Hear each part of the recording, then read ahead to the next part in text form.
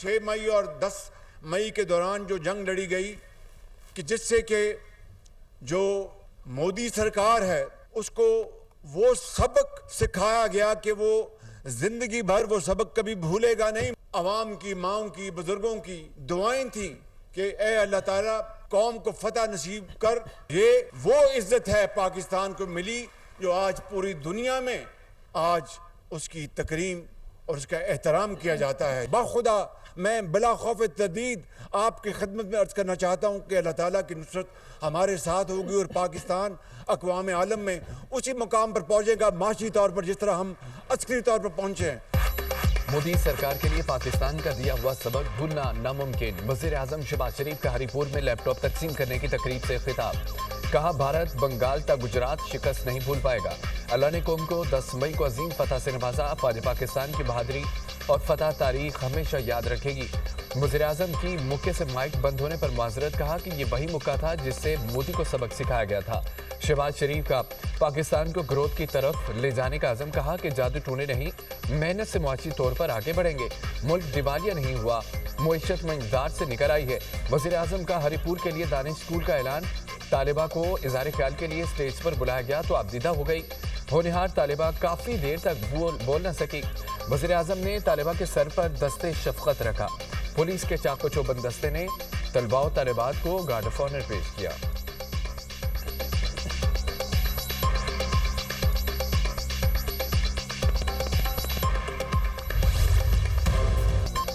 Sydney हमले में भारतीय निजात दहशतगर्द के मुलव्विस होने के नाकाबिले तरदीद शवाहिद सामने आ गए।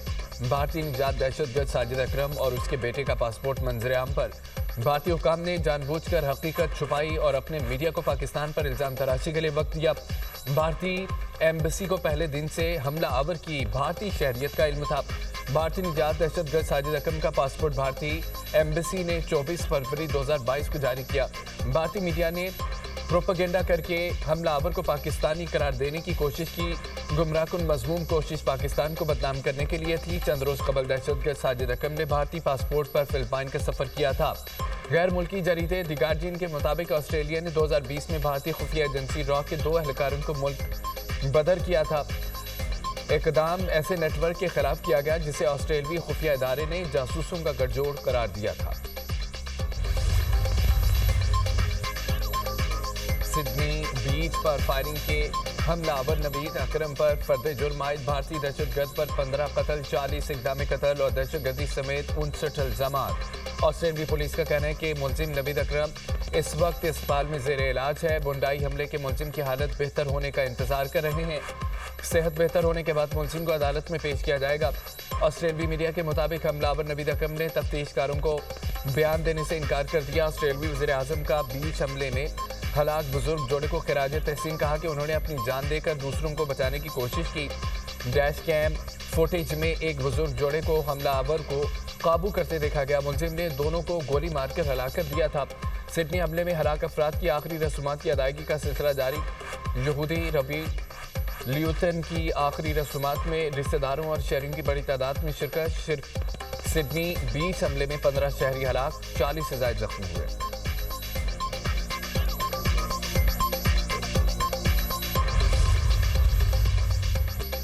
मुस्लिम खातून का निकाब खींचने पर इंतहा पसंद वज़ीर आला। बिहार नीतीश कुमार के खिलाफ मुकदमा दर्ज। लखनऊ में समाजवादी पार्टी की रहनुमा समिया राना ने मुकदमा दर्ज कराया। नीतीश कुमार की हरासानी के बाद मुस्लिम खातून डॉक्टर का मुलाजमत ज्वाइन करने से इनकार। नकाब खींचने के वाक़े पर मुतासरा डॉक्टर शदीद ज़हनी दबाव का शिकार।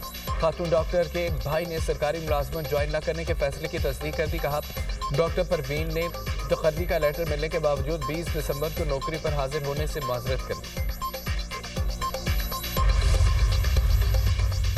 मुल्क के मुख्तलिफ शहरों में धुंध ने रास्ते धुंधला दिए। हद निगाह कम होने से मोटरवेज मुतअद्दिद मकामात से बंद कर दी गई।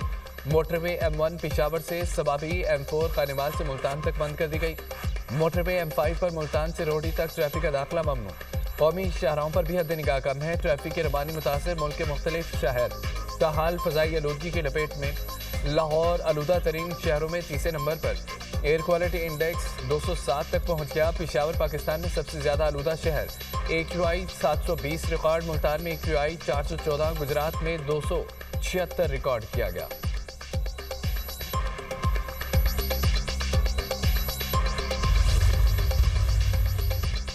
वज़ीर-ए-आज़म शहबाज शरीफ आज इस्लामाबाद में इकबाल फ्लाईओवर का इफ्तिताह करेंगे। वज़ीर दाखिला मोहसिन नकवी कहते हैं कि 1.5 अरब की लागत से मंसूबा 77 दिनों में मुकम्मल किया गया। इस्लामाबाद में छोटे बड़े 130 मंसूबों पर काम जारी है। नए मंसूबों से 2 साल में इस्लामाबाद बदल जाएगा। पिछले 20 साल में इस्लामाबाद की आबादी 4 गुना बढ़ी है, लेकिन इंफ्रास्ट्रक्चर पर काम नहीं किया गया। मंसूबों में बड़े अस्पताल भी शामिल हैं। क्वालिटी, बचत और स्पीड पर हमारा फोकस है।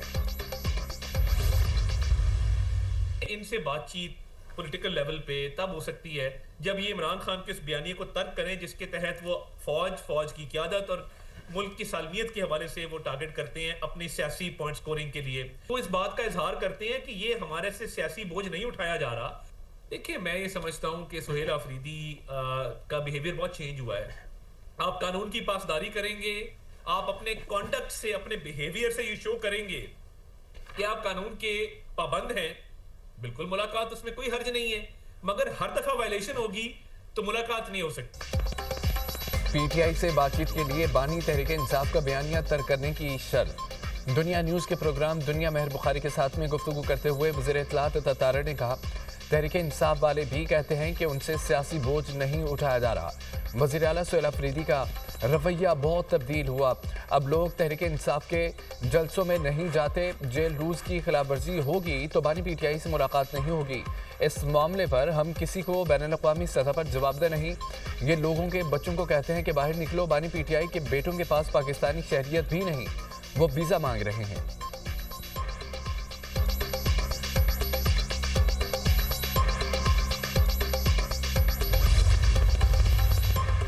अडयाला जेल के बाहर धरने का इंसदाद दहशतगर्दी एक्ट की दफात के तहत रावलपिंडी में मुकदमा दर्ज। 35 अफराद नामजद, 400 नामालूम अफराद भी मुकदमे में शामिल। अलीमा खान, डॉक्टर उज़मा, नौरीन न्यासी, कासिम खान नामजद, सलमान अकरम राजा, आलिया हमजा, नईम पंजोता और दीगर भी शामिल। पुलिस पर पेट्रोल बमों से हमलों, तशद्दुद और दफ़ा 144 की खिलाफवर्जी के इल्ज़ाम आयद हैं। मुकदमे में नामजद गिरफ्तार 14 कारकुनों का 3 रोज़ा जिस्मानी रिमांड मंजूर। पुलिस के हवाले इस्लामाबाद पुलिस पीटीआई रहनुमाओं के खिलाफ दर्ज मुकदमात की तफसीलात सामने ले आई। पीटीआई के 80% अरकान खैबर पख्तूनख्वा असम्बली कानून को मतलूब। पीटीआई के 70 अरकान खैबर पख्तूनख्वा असम्बली पर इस्लामाबाद में मुकदमे का इंदराज।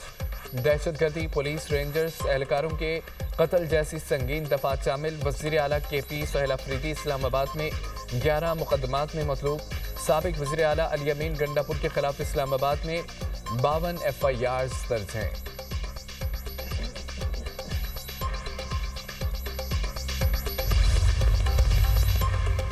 कराची में ट्रांसपोर्टर्स के वफाक और सूबाई हुकूमतों की कमेटियों से मुज़ाकरात कामयाब। सदर पाकिस्तान गुड्स ट्रांसपोर्ट अलायंस का हड़ताल ख़त्म करने का ऐलान। मलिक शहजाद अवान ने तहरीरी मुआहिदों पर दस्तखत कर दिए। कहते हैं कि वफाक पंजाब और सिंध हुकूमत ने तमाम मुतालबात मान लिए। वादा खिलाफी की तो उसी दिन से मुल्क गिर हड़ताल की काल दोबारा देंगे। वज़ीर ट्रांसपोर्ट पंजाब बिलाल अकबर का मुख्तलिफ थानों में दर्ज मुकदमात ख़त्म करने का ऐलान। ट्रांसपोर्टर्स पर आए जुर्माने भी ख़त्म कर दिए। कहा कि जो मुआहिदा किया है उसे पूरा करेंगे। ट्रैफिक रूल्स की खिलाफवर्जी पर 50,000 के बजाय अब 2 या 3,000 रुपये तक जुर्माना होगा। गुड्स ट्रांसपोर्टर्स को ट्रक स्टैंड बना कर देंगे। मेयर कराची मुर्तज़ा वहाब की भी सिंध में दर्ज मुकदमात ख़त्म कराने की यकीन दहानी। ट्रांसपोर्टर्स की 8 दिसंबर से जारी हड़ताल की वजह से मुल्क भर में कराची के पोर्ट से सामान की तरसील बंद रही।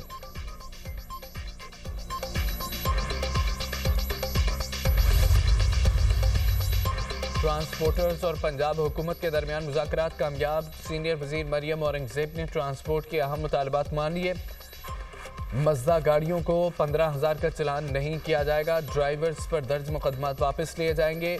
38 फुट लंबाई की हाइल मज़दा गाड़ियों की इजाज़त बहाल। ट्रांसपोर्ट को इंडस्ट्री का दर्जा दिया गया। पब्लिक ट्रांसपोर्ट के रूट परमिट की मुद्दत 1 से बढ़ाकर 2 साल कर दी गई है। ट्रांसपोर्ट अड्डों की फौरी तौर पर डेवलपमेंट होगी। वेक सेंटर तमाम अड्डों पर बनाए जाएंगे। मज़ीद मामलात के लिए नई कमेटी बना दी गई है। वज़ीर ट्रांसपोर्ट बिलाल अकबर खान कमेटी के कन्वीनर होंगे।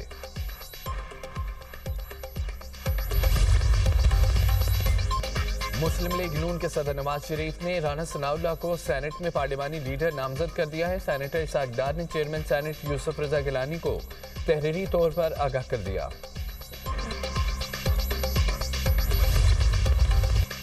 रवां साल 51,000 मुसाफिरों को तैयारों से ऑफलोड किया गया।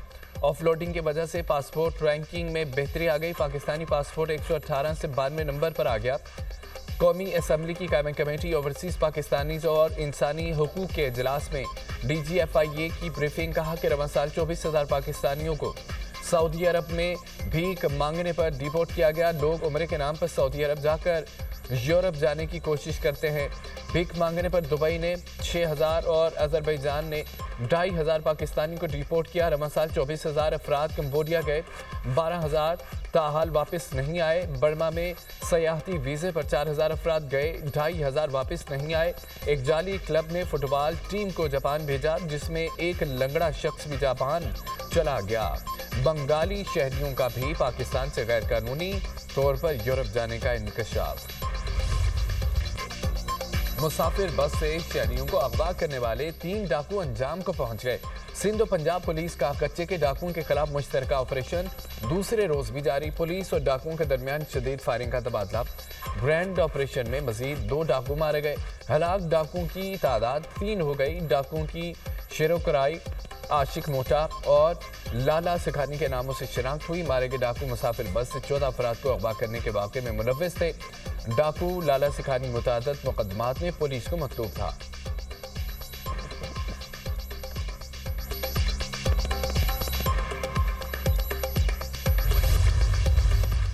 मुल्क के मगरबी और बलाई इलाकों में 20 से 22 दिसंबर तक बारिशों की पेशगोई। मगरबी हवाओं का सिलसिला 19 दिसंबर को बलोचिस्तान में दाखिल होगा।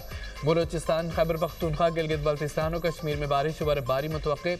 इस्लामाबाद और रावलपिंडी में भी तेज़ बारिश का इम्कान।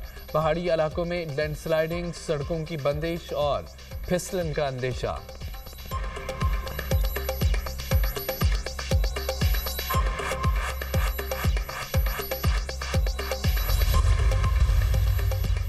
सर्द मौसम ने गजा के मजलूम फ़लस्तीनियों के मसाइब में मजीद इजाफा कर दिया। शाती पर नागजीन कैंप में शदीद बारिश के बाइस घर की छत गिर गई। मलबे से 2 बच्चों समेत 6 फ़लस्तीनियों को जिंदा निकाल लिया गया। शदीद सर्दी की वजह से 2 हफ्ते का फ़लस्तीनी बच्चा जाम बहक। गजा सिटी के मरकज़ में इसराइल का ड्रोन हमला, 9 फ़लस्तीनी जख्मी हो गए। खान यूनस और रफा में सगुनी फोर्सेस के हमलों में मुतअद्दिद अफराद जख्मी। गजा में शुहदा की तादाद 70,668 हो गई। 1,71,152 फ़लस्तीनी जख्मी हो चुके हैं। मकबूजा मगरबी किनारे में छापों के दौरान मज़ीद 40 फ़लस्तीनियों को गिरफ्तार कर लिया गया। गजा में लाशों की तलाश के लिए अल गजा एम्बुलेंस और इमरजेंसी सर्विसेज का ऑपरेशन जारी है।